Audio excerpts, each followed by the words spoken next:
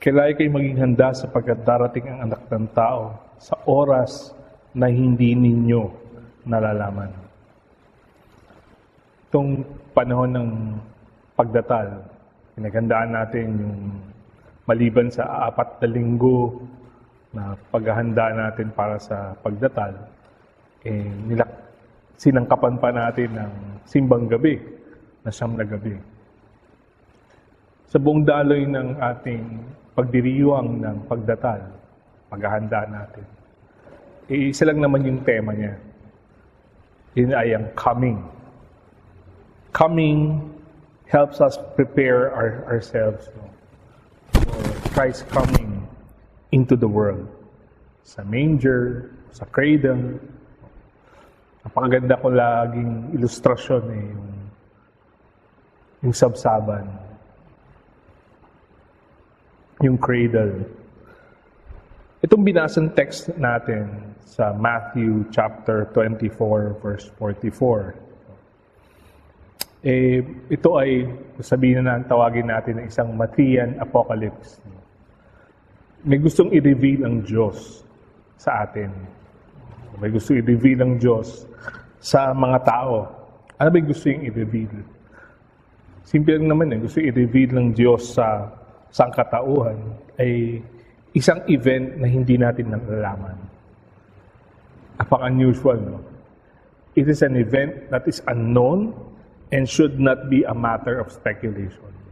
Hindi natin kailangan speculate dahil sabi nga sa tekstong binasa natin, wala talagang nakakaalam ang pagbalik o pagdating ng anak ng tao. Sabi nga sa Matthew 24 verse 36, ngunit wala nakakaalam ng araw at oras ng pagsapit niyon, kahit ang mga anghel sa langit o maging anak man. Ang Ama lamang ang nakakaalam nito.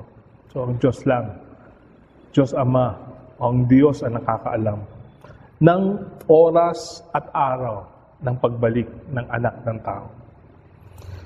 Dito sa kwentong ito, sa narrative na ito, sa Matthew 24, ikinokumpara ang panahon na ito sa panahon ni Noah. Tataka tayo kung bakit kaya yun. Sabi sa verse 38 ng teksto sa Matthew 24. Nang mga araw na iyon, bago bumaha, ang mga tao'y nagsisikain, nagiinuman, at nagsisipag-asawa hanggang sa pumasok na si Noe sa barko.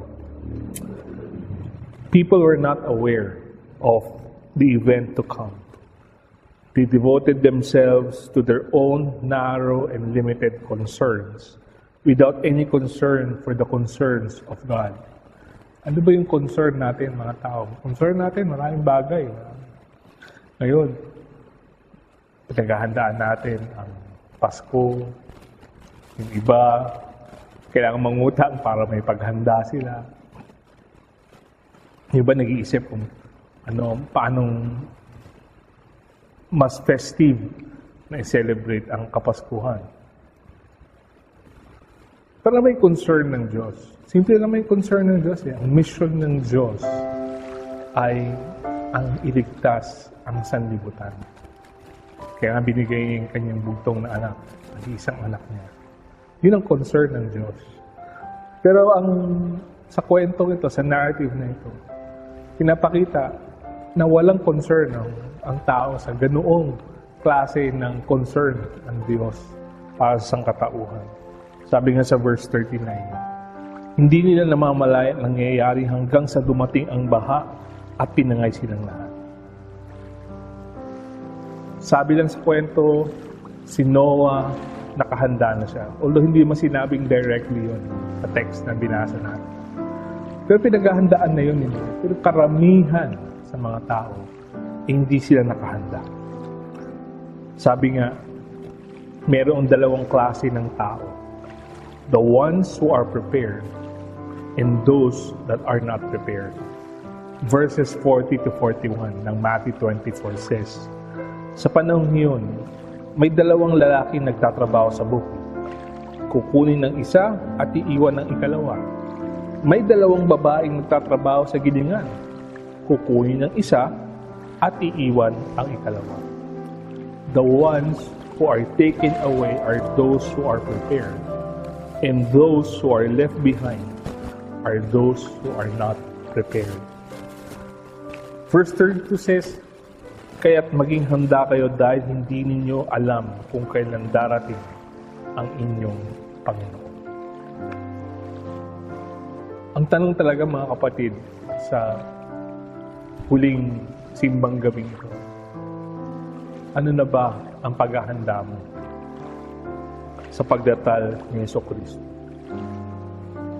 Gabi-gabi, narinig na natin ano ang mga nasa likod, ang konteksto, ng bakit kailangan ipanganak si Kristo. Alam na rin natin kung anong mission. Pero ang tanong, napaghandaan na ba natin sa ating sarili, ang ating buhay, sa pagdatal muli ni Kristo?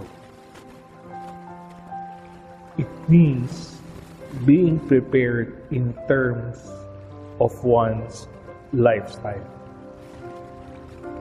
Ano mang klase yan, mahalaga. Ano ba yung lifestyle natin? Ang klase ng lifestyle na gusto kong iwan sa ating lahat ay ganito lamang. Living the kind of life expected of the followers of the Son of God. Isang klase ng pamumuhay sa pagsunod sa anak ng tao, sa ating Jesucristo. Ano ba yun? Obedience to Christ's teachings by love for God and by care, concern, and compassion for people. Alam kong lahat tayo ngayon, nag-pause tayo for a while. Mahalagang mahalaga yun na hininto muna natin ang mga preparasyon. Mahalaga ito ngayon na suriin natin ang ating sarili. Anong klaseng pamumuhay na meron tayo? Sa muling pagdatal ni Kristo sa buhay natin, sumusunod ba tayo sa pagmamahal natin sa Diyos at pagmamahal natin sa ating kapwa? The motivation of a godly living is not the return of Christ. Rather, it is the desire to be obedient to Christ. Yan po ang mensaheng ng pagdatal ng ating Panginoon Jesucristo. Kaya tayo, sa gabing ito, ating suriin, sariwain natin na maging tagasunod tayo, maging obedient tayo sa ating Panginoon Jesucristo. Nawa maging mapagpalang at mabiyayang Pasko sa inyong lahat. Magandang gabi po.